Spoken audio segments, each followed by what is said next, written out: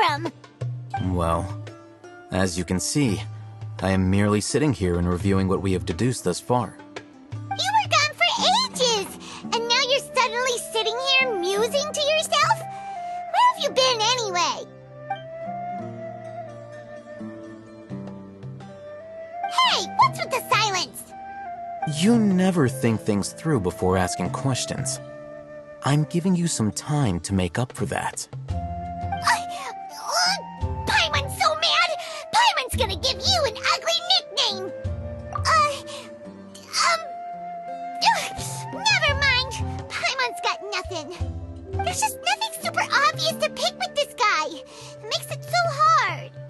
Well, you've heard nothing to suggest I left this whole time, so clearly I stayed in the village to investigate. Anyway, you plan to leave Aru village and keep searching for the truth of this matter, yes? Yep. We're not gonna find out anything more by staying here, so we thought that we might as well take the search elsewhere. Enough with the silent treatment! No. I'm just surprised that you decided to team up with him. Al-Haytham, you haven't helped us out at all ever since we arrived at Aru village. Bold of you to question our choices. Yeah, you're all talk. While you were investigating, I had my own work to do, which I've now finished. Really? Paimon doesn't believe you. To be honest, we aren't really a team, so I have no obligation to inform you of my whereabouts. Not to mention that going separate ways allowed me to find some important information that you all had missed. Huh? Right here in the village?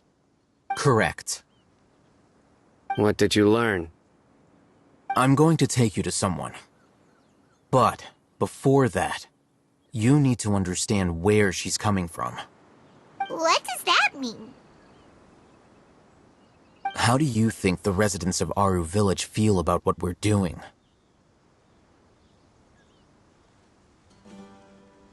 In other words, do you truly believe every single word the villagers tell us? You mean, some of them lied to us? Hiding the truth does not necessarily equate to lying.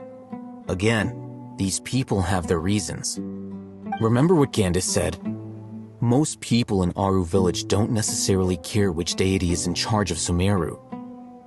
That's because whether King Deshret or the Dendro Archon has power is of little significance to them. By contrast, the perils of their daily lives are ever-present concerns. They won't simply share everything they know with you without good reason. That's why you believed there was no further information to be found in this village. Glad you're following along. Among those you have talked to, there's someone who was consciously keeping you out of the loop. In fact, she's been observing your every move since you arrived. The reason being, to someone who only wants to live their life in peace, any external factors introduce unpredictability into the equation. Those eyes, those fierce eyes. You look like a real fighter. Don't change the subject. It's quite obvious that she's intimidated by Sino's authority and strength. Right. You were asking about the mad scholars. She corrected herself mid-sentence because she's aware that there are King Deshret fanatics in the village. If she sounds too friendly towards the village keepers, she could easily make herself the radicals' next target. I think it's been a few days since I last saw them. I usually go to bed pretty early, so I'm not too familiar with what goes on at night.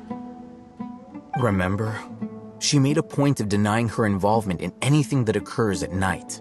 But honestly, I feel quite sympathetic towards them. Even though they act a little strange, they've helped me in the past. If it weren't for them, my house would have collapsed long ago. After speaking to the village chief, it became clear that the village keepers had protected Aru village at night. In other words, the young miss was very much awake during that time. Then, why would she lie? By getting involved with an outsider, she risks drawing unwanted attention to herself. As for why she might be so wary about all this, Maybe you should ask her. I'll pass on this one. You said that she is afraid of me. If so, it's best if I stay out of this. We're on it!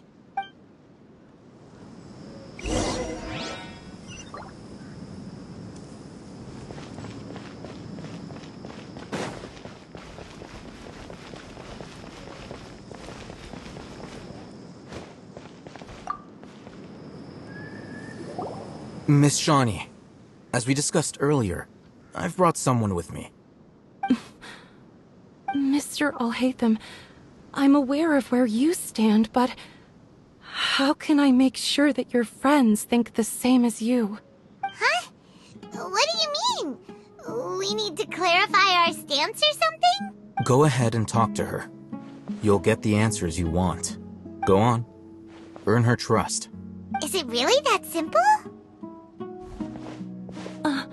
May I call you Traveler? Hi, Traveler. I want to ask you something. Do you think the resurrection of King Deshret can truly change Sumeru for the better? Why's that? That's very similar to what Miss Candace says. I know you two are friends. That's why I'm willing to talk to you, even though I do have some reservations. Before, I wouldn't even have the courage to ask something like this. Traveler, do you believe our lives will get better?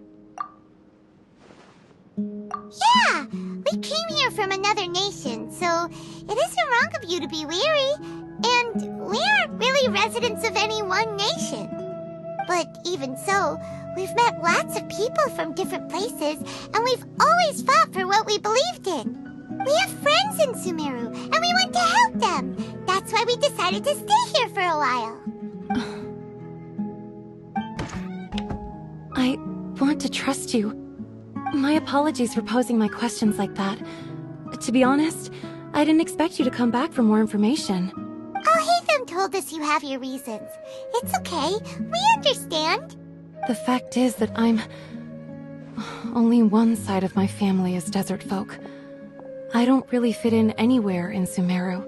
Some believe in the Dendro Archon, while others believe in King Deshret. I don't belong to either side, and neither side would want me. Speaking of which, the radicals mentioned that they despise traitors. Do they just think that anyone who's different from them is a traitor? Yeah. Some people can be so narrow-minded when it comes to bloodline and beliefs.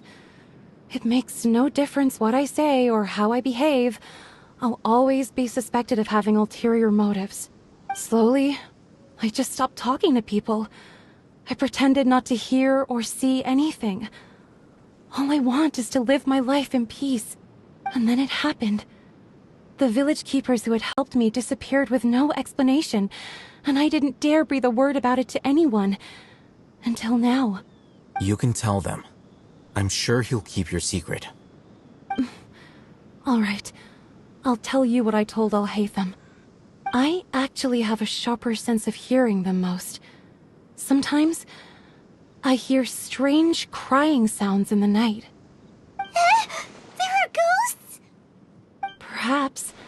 I'm not sure. It's faint, but it's definitely the sound of crying. It comes from far away in the distance, and always carries very raw emotion. It used to be louder and more frequent, but ever since you arrived in the village, it doesn't seem to happen as often, and when it does, it's much quieter. I have to focus really hard to make it out. I confirmed this with the guards on night duty. They also have someone with a good ear, and he's heard similar sounds at night. But, because we're in the middle of a desert, he would rather believe that they are the cries of beasts than ghosts. There's really nothing around these parts, except for an old hospital not far from the village. I think they used to use it for treating Eleazar, but it's been abandoned for years. Yeah, let's go!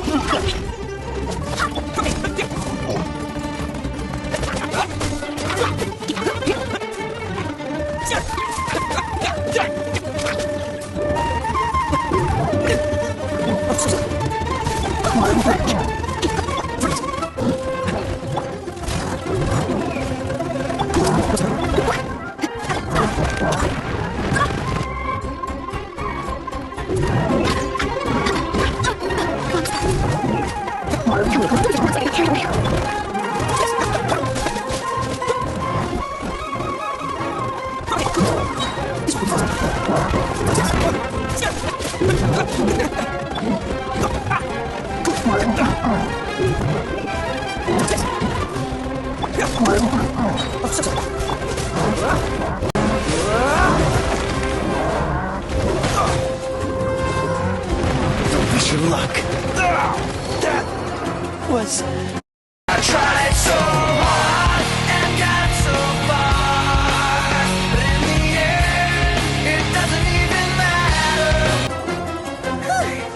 They were easier to deal with than Paimon had expected.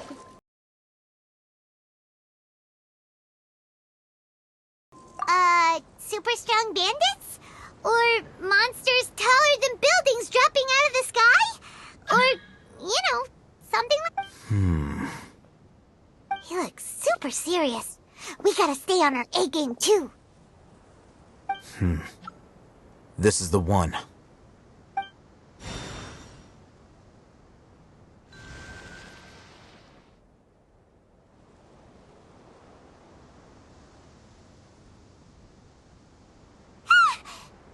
Let's go in and take a look.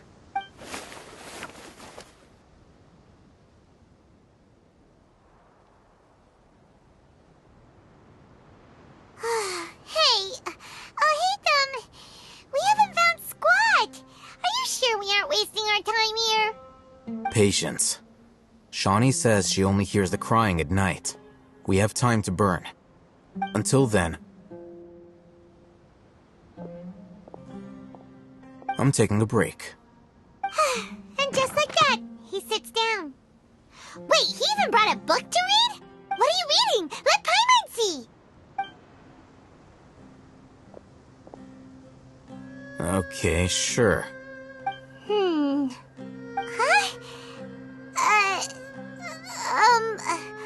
The natural position, which is the positional propensity of an entity in natural motion in contrast with an object in forced motion? Huh? When free from external influences, every entity displays the tendency to follow its natural trajectory? So, you got that?